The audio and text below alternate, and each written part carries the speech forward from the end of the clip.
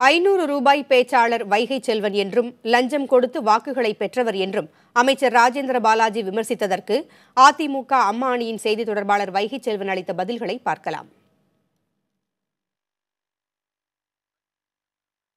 வைகை செல்வன் அருப்புக்கோட்டை சட்டமன்ற உறுப்பினர் இருக்கும்போதே ஏமாற்றி தான் வந்தார். அவர் பார் நடத்துகிற அப்பாவி தொழிலாளிகிட்ட மாதம் 20,000 பணம் வாங்கினவர்.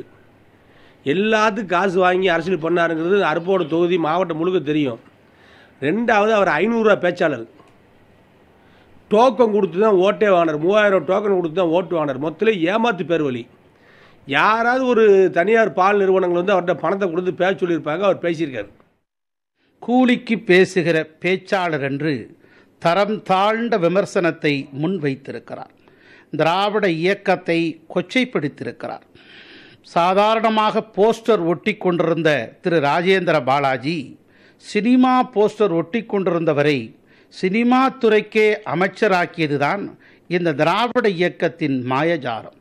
அமைச்சருடைய கருத்துக்களை பற்றி நான் தொலைக்காட்சியிலே பேட்டி அளித்த போது, இது குறித்து முதலமைச்சரும் அமைச்சரும் தான் முடிவு செய்வார்கள் என்பதை உணராது அவரை ராஜினாமா செய்வதாக சொல்லதாக நினைத்து கொண்டு கோப ஆவேசத்தில் கொட்டி தீர்த்திருக்கிறார். இது வன்மையாக கண்டிக்கத்தக்கது.